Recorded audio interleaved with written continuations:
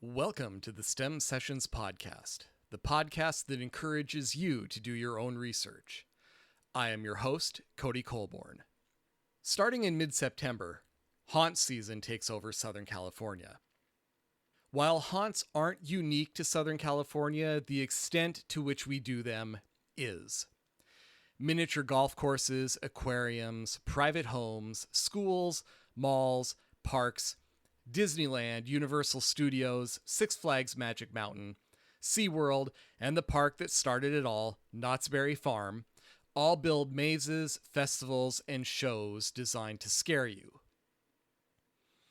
Haunt season is such a big deal here that during the pandemic, when everything was closed, we saw the emergence of drive-through haunts like haunted car washes. I went to my first haunt in 2019. It was Dark Harbor at the Queen Mary.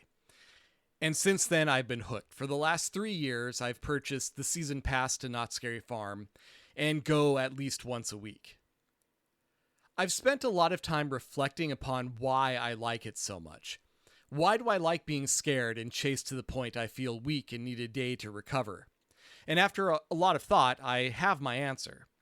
The details are too personal to broadcast here, but they involve being in a safe, controlled environment in which I can completely let down my guard and be able to react naturally to my surroundings. But then I wanted to know, in a general sense, why do so many of us love being scared? Why do we love it so much that we start looking forward to haunt season in March? So I did my usual deep dive, this time into the biology and psychology of fear. This is the STEM Sessions Podcast, episode 32. The science behind the fear. There is no agreed upon scientific definition of fear. Some say fear is the processing and conscious recognition that occurs between observing the stimulus and responding to it. If so, how much self-awareness does an organism need to experience fear? Is it limited to humans, or do other big-brained animals like whales or apes feel fear? We've all seen our pets act scared, but are they experiencing fear, or is that just our interpretation? And do smaller animals like mice feel fear, or are they just reacting to something? So because fear is without definition, in this talk, the term fear will be used more in the colloquial sense because there really isn't a better term. Now, all organisms, even single-cell organisms, have the capacity to detect and respond to potentially negative stimuli in order to improve their chance of survival. That said, there is nothing specific in our shared genetic code, no fear gene, that gives organisms this ability, at least nothing that's yet been found. In higher-level organisms, the fear response seems to be centered in the amygdala. It's a portion of the brain located in the temporal lobe. It's also the portion that is linked to a lot of emotional processing like anxiety. Studies have shown that if you remove the amygdala from an animal, they will cease displaying a fear response. But that's not the whole story, because organisms without an amygdala still show aversion to negative stimuli. Fear also seems to come in different varieties. There's a fear of predators, fear of pain, fear of rejection, and so forth. And each type of fear has a different active neural network in the brain, and some don't involve the amygdala at all. And the type of stimulus, whether it's sight or sound or smell, also seems to matter by triggering different portions of the brain.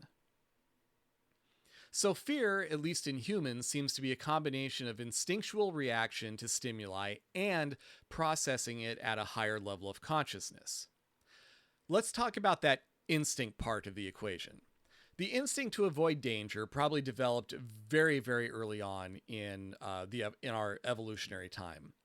Single-cell organisms such as bacteria and white blood cells have the ability to detect chemical signals in the nearby environment.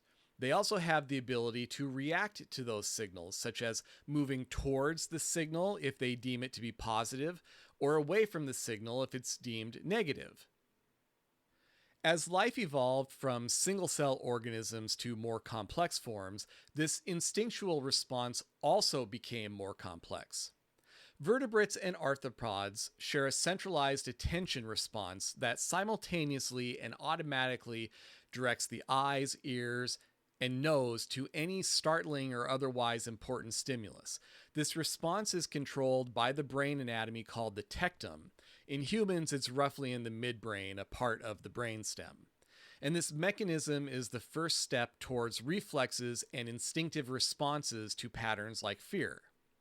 When extant arthropods and vertebrates share a common trait, it's highly probable, if not certain, that a common ancestor also had this trait.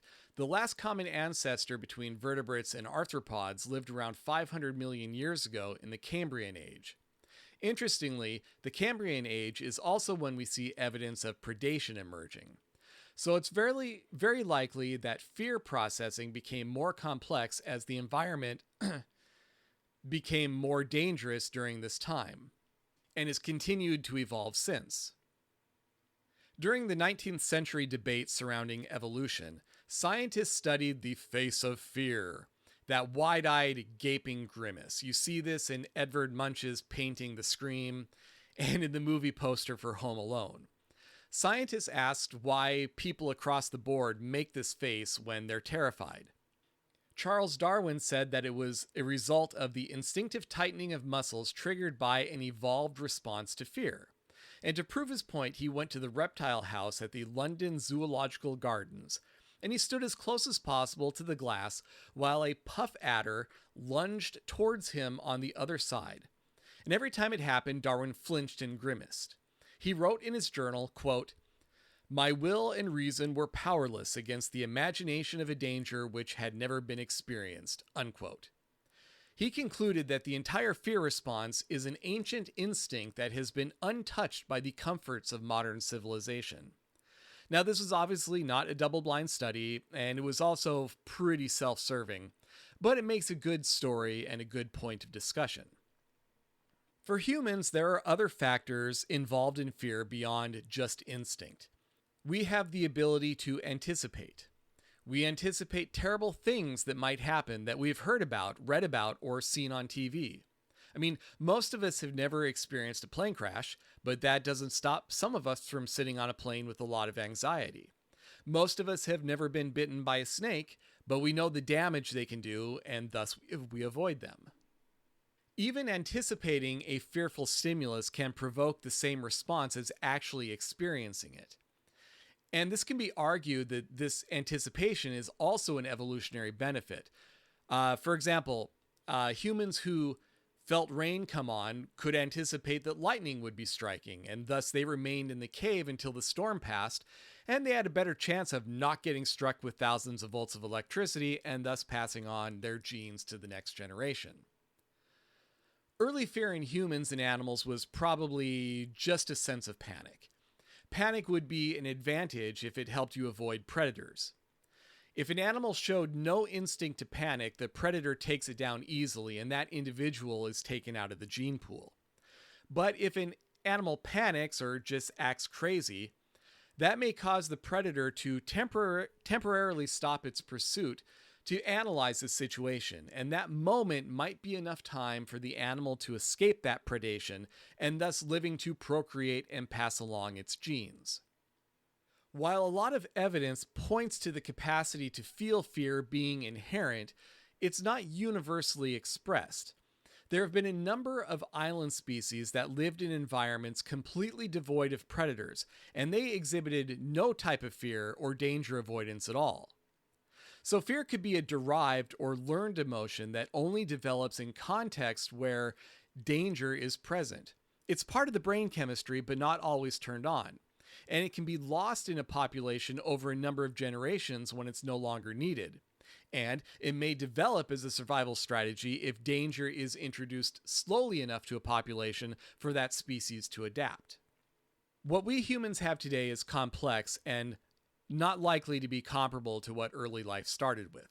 Our ancestor species developed at one small change at a time until we get to the point of adding in a frontal lobe where we get to enjoy the process of thinking about and contemplating our fears. We're more conscious and more analytical about it today. So what happens when you sense fear? I always learned about the flight or fight response. In a split second, you decide to fight the danger in front of you or run away from it. But like most facts we learned as kids, that's an oversimplification. Most models now have a third choice, the choice to freeze. You see this in young animals like deer or cows before they're weaned. You see this in prey animals like rabbits. They freeze in hopes the predator hadn't seen them yet, choosing to run only if the predator keeps getting closer. Adding even more complexity, some theories apply categories of risk assessment, hiding, and even screaming. Regardless of the model you're using, during a fear response, the brain fires up your adrenal system, releasing adrenaline, cortisol, and other hormones. Your heart rate and blood pressure increase. Your breathing increases. Blood flows away from their core into the limbs, preparing them to move. Blood sugar increases as glycogen is released from the liver, providing immediate energy to your muscles. Digestion slows down, muscles tense, and pupils dilate.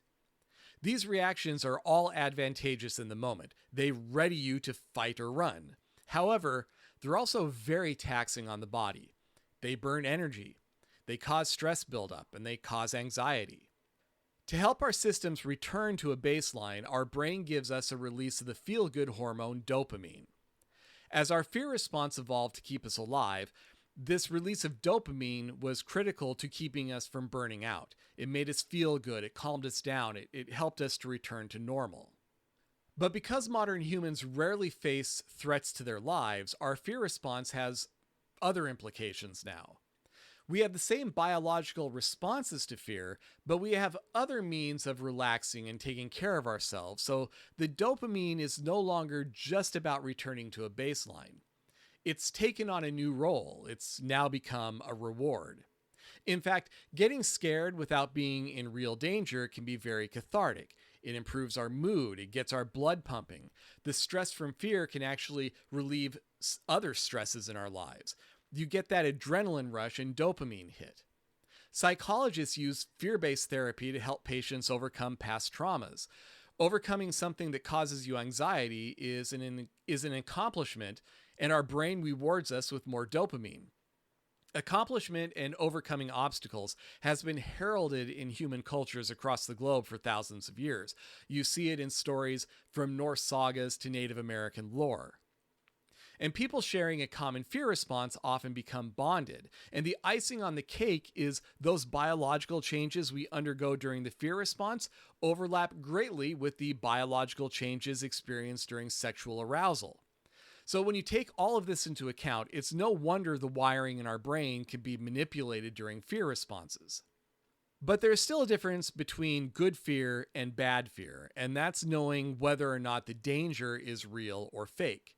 Young kids can't distinguish between real danger and fantasy danger, so fear can be very traumatizing and scarring for them. But as we age, our sense of safety grows, and we can make the distinction between real danger and fantasy danger. And that allows us to chase the fear dragon, be it by watching scary movies, or skydiving, or letting pretend monsters scare the crap out of you in a haunted house. Thank you for listening to this episode of the STEM Sessions podcast. It was researched, written, and produced by Cody Colborn. Show notes can be found at thestemsessions.com, and feedback and corrections are always welcome. If you received value from this episode and wish to give some back, please visit thestemsessions.com/value for value for ways to support the podcast. And please remember, STEM belongs to everyone. We should not allow it to be siloed or gatekept by experts, policymakers, or talking heads. Bias is found in every message, so always verify what you read and what you're told. Until the next episode, stay curious.